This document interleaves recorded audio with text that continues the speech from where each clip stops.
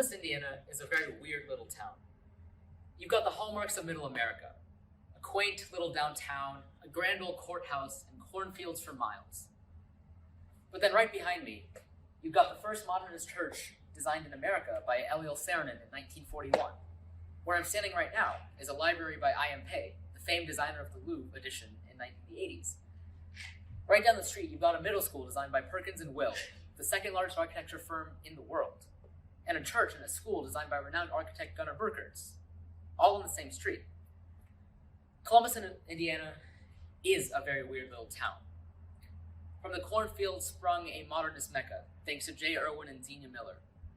Their legacy lives on today in this community, from the churches that we go to, from the schools that our children attend, and the walls that surround us. Columbus, Indiana is a very weird little town. Exhibit Columbus is an organization that attempts to honor the legacy of the Millers. Every 2 years, they host a design exhibition that brings famed designers around the world to our little town of Columbus, Indiana. As part of this, they invite high school students from the community to design an installation for their design exhibition. These high schoolers are given an opportunity to live up to the legacy that the Millers have provided for the community and gives them a chance to give back. The C4 architecture program is what facilitates this growth, this opportunity. And their teacher, Darin Johnson, is their fearless leader. And I think he can explain the program a lot better than I can. So, what is C4 as a program? How would you describe it? C4 is Career and Technical Education. And basically what Career and Technical Education is, it's project-based education that goes along with various career paths.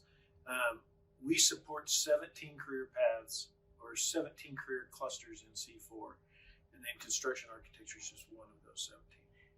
And so you teach the construction and architecture classes. Yep. Would you explain a little bit about what we do in the architecture classes? Yeah, architecture, basically what we're trying to do there is just instill some confidence in students, especially around the principles of design. Most of these students aren't going to go to school for architecture. Most of these students will go to school for things like interior design, civil engineering, construction management, things along those lines, rather than architecture, so to speak. And so, as part of the architecture classes, Exhibit Columbus is a project that you would do. How would you say Exhibit Columbus enriches that education? We've never really had a design build project exclusively for the architecture kids. So we've always done the design with architecture and then did all the build with construction. This project, even though construction helps us to a great extent, it forces the architecture students to get involved with the construction and to design something for construction. So they have to understand how it's going to be constructed when they design it. I think that's the real value. I think the value also is in the interaction they have with the community in the project, with the other designers in the project. I think it gives a lot of kids a place, something to belong to, something all their own. It's a great project. It's been a pleasure for me to work with Exhibit Columbus. Okay. Now, don't drop it. Get to the end. Come my way a little. Down slow. Now sitting on the backward side of the posing. Each Exhibit Columbus cycle is defined by its own prompt, which is given to the designers to enhance their creation and guide their creation, as well as their brainstorming process. To talk about a bit more of this process from the high school design team's perspective is Grishma Pitkar. My name is Grishma Pitkar, and I am a sophomore at Columbus North High School. And how are you involved with the project? I was involved in the brainstorming and assembly part of the project. So the 2021 Exhibit Columbus cycle brief was entitled New Middles, the Future of the Middle City. How did you as a class receive and interpret that brief? We gathered as a class in the first few weeks of school to brainstorm ideas that would reflect upon the brief, which was new middles, the future of the middle city. And we interpreted the brief by not only looking at the future of Columbus, but also the past and its history. So you brought up history. What type of histories of Columbus did you explore? Our focus was more on the architectural history of Columbus, so we decided to create a geodesic tunnel, which would highlight all of the architecturally significant buildings throughout Columbus. So in your structure, as you mentioned, there's a timeline of Columbus's architecturally significant buildings. And how did you convey that history? We created a timeline throughout the tunnel, which would highlight all of the architecturally significant buildings throughout Columbus, and we wanted to make it interactive. So we incorporated QR codes, and you would scan the QR code and you would get more information about each building and why it was important and how it was built. Located at 4505 Waycross Drive, this school is one of the most unique in Indiana. Built in 1965 by John M. Johansson, with its most distinct design being the brightly colored tubes. The higher up the building you go, the older the grade level. This school was named after Francis Smith. And why did you choose QR codes as that method of information delivery? Because we thought that it would make it more interactive, especially when people are more inclined to using technology. Were there any other forms of information delivery that you explored? We wanted to try and incorporate augmented reality, but unfortunately it was too difficult. I'm Chase Jones. I went to Columbus East. I was in the C4 architecture program for 4 years, and I graduated, and now I go to Ball State University. The first step to making our videos was to figure out which buildings we wanted to cover. And it was a struggle to find all of the architectural buildings in Columbus. But once we had our list made, we just started writing scripts and researching about all of the buildings. And then once we had scripts made, we sent it to our readers, and they recorded the scripts and sent in the audio file as me and some other editors worked on the visual. We combined these two parts together and then duplicated it with a Spanish audio, and we ended up with 2 videos per each building. Designed by Kevin Kinnan in 2005, the Columbus Learning Center isn't one of Columbus's most well-known buildings in town. The grounds were once home to the Atterbury Army Air Corps. The Learning Center was created as a link between the IUPUC and Ivy Tech buildings. Since both schools share resources in the building, it was a challenging negotiation process. However, state funding was eventually provided. This has since led to a new era of cooperation between the state's universities and 2-year colleges. A glass-enclosed main hallway nicknamed Main Street provides natural flow through the building, directly linking the corridor to all areas of the building. Para un fácil proceso y viajes más rápidos, el diseño exterior se inspiró en el paisaje de Columbus Landscape, incluidas las granjas, silos y graneros. Todo esto, de alguna manera, se incluyó en el diseño del paisaje y el edificio. And how many videos would you estimate are in the actual installation? Inside the installation, we have 48 buildings, so that would mean we have 96 videos. Wow, that's a lot. And you also said you were team leader for the project. Why don't you elaborate a little bit on what that entailed? I was the team leader because I was on the team in my freshman year 2 years ago, and I had experience in architecture, so I took the role as team leader to help with the budgeting. And what exactly did you have to account for? All of our expenses, so all of the materials we had to buy, tools, video editing software, everything we needed to buy, I had to write out ahead of time and make sure that we were able to afford it. And what were some of the struggles you found in creating the videos and in your team leader position? One of the biggest struggles that I had in creating the videos was keeping everything organized, which also goes along well with the team leader. We had a lot of struggles in the beginning half of the year, but we managed to tighten everything up by the end, and we got really organized and started grinding out the videos really quick. So. Tunnel Vision incorporated a timeline made up of its tiles to tell the story of Columbus's architectural history. To explain a bit more of that creation process is Naricyn Andis and Bailey Barker. Hi, my name is Bailey. And my name's Naricyn. And in choosing what buildings we're going to put into our tunnel, we used a program that had a lot of the Columbus buildings, and we chose the most significant buildings we thought that were in the program, and we used it in the tunnel. So with a bunch of the buildings that we were doing research over, we ended up finding that a bunch of them, for example, like Schmidt Elementary, North Side, and Irwin Bank downtown, all had new additions that had been recently added. And so what we decided to do with the triangles was, instead of including just the old building, we decided to also include those additions so it looked like what you would see in Columbus. And so right here, we have a vector image of First Christian Church, and we really made this vector image by finding or getting photos through the public library or Mr. Johnson's. And we put the image right here, and then we traced over it with lines, and we had to use different thickness of lines to get the details of the tower itself to emphasize the building. And this actually ended up being our original design of the triangle. And we didn't completely change it, but we did a few slight changes. So what we decided to do was, instead of having 2 QR codes, we decided to combine them to make it easier to put like the stickers and stuff on, because once you put the stickers on, you couldn't take them back off. So we decided to just do 1 QR code with links to both an English and Spanish YouTube video, where you could just select which one you wanted to listen to. And then we decided to add the name at the bottom of the triangle, just in case people who weren't from around Columbus didn't know what the building was. They just saw the picture. So then if we had the name at the bottom, they could actually know what building they were looking at and learning about. And then we also decided to move the date down, and that pushed the QR codes up to the top of the triangle. So in the final triangle, we used a CNC machine to mill the final design on the plastic.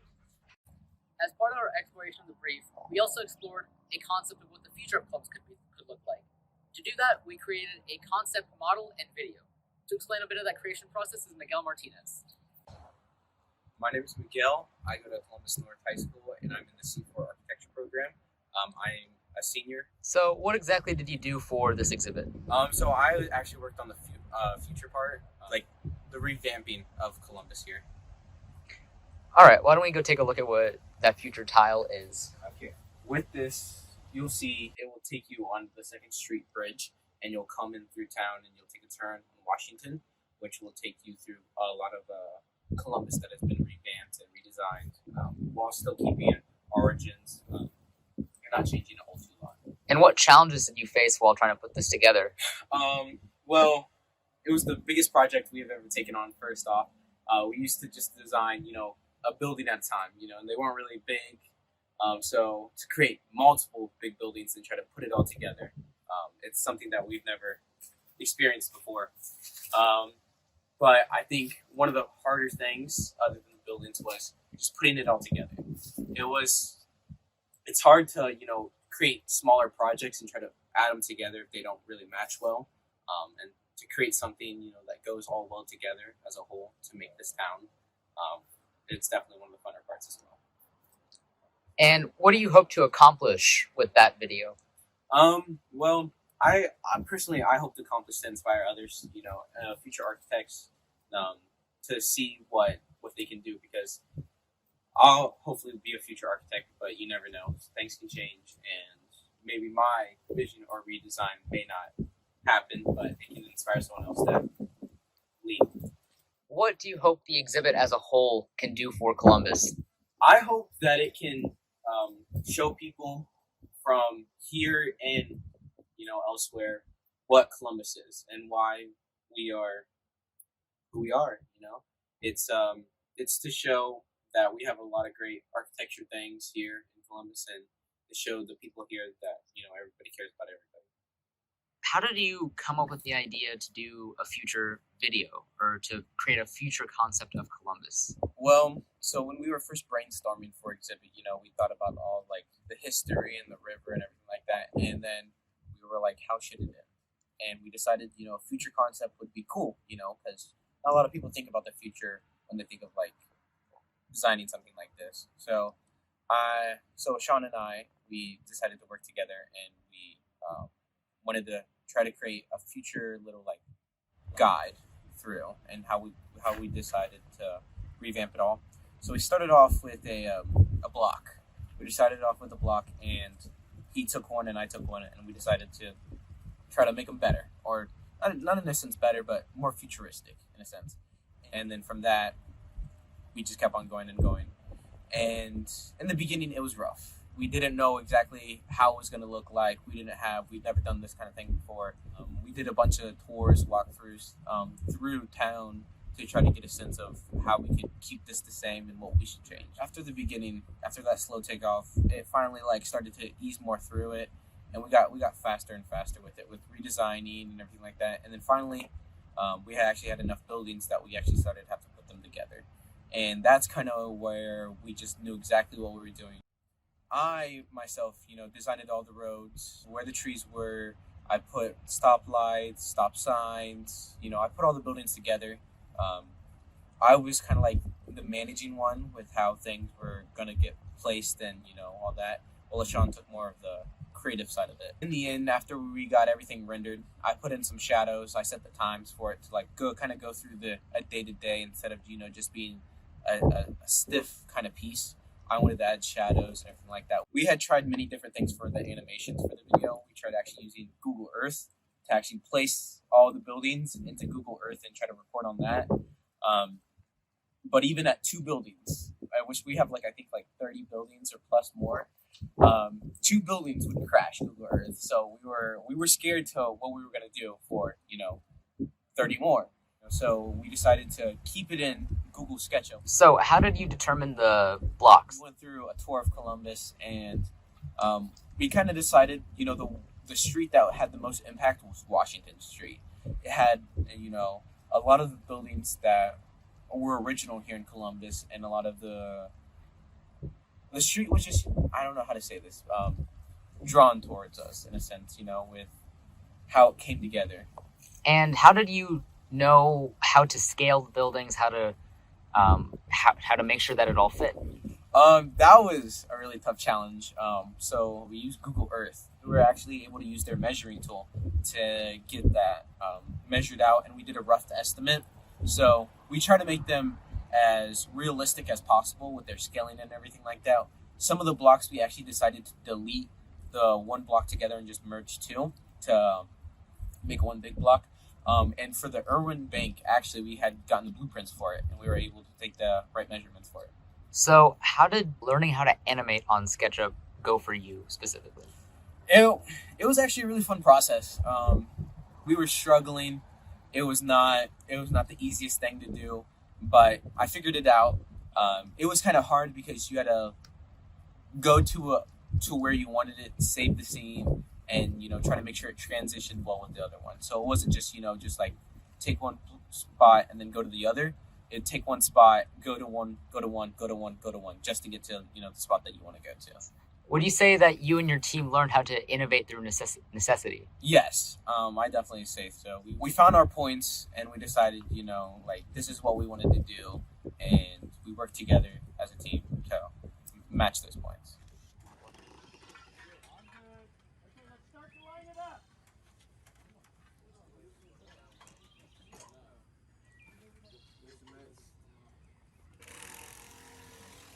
Down easy.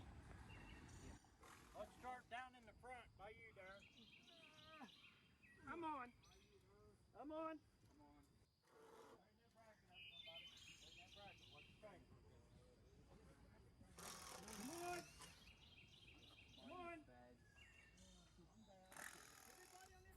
And here it is, the culmination of our work over 2020 and 2021, tunnel vision.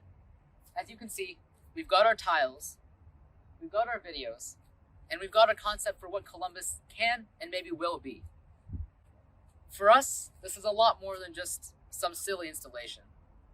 This is the story that we decided to tell, and it's going to be our story forever. The story of the Millers. The story of this community, dating back to 1864 and ending in 2015. Hopefully a lot longer than that. For us, this is an honor to J. Irwin and Xenia Miller, who gave this community everything, who turned this community into its modern Mecca. Their story lives on in these tiles, and it'll live on in the high school design team's minds forever, because it's our story too. For us, this is a project that we'll never forget, and it's an opportunity that we'll never forget, thanks to Exhibit Columbus, C4, and BCSC.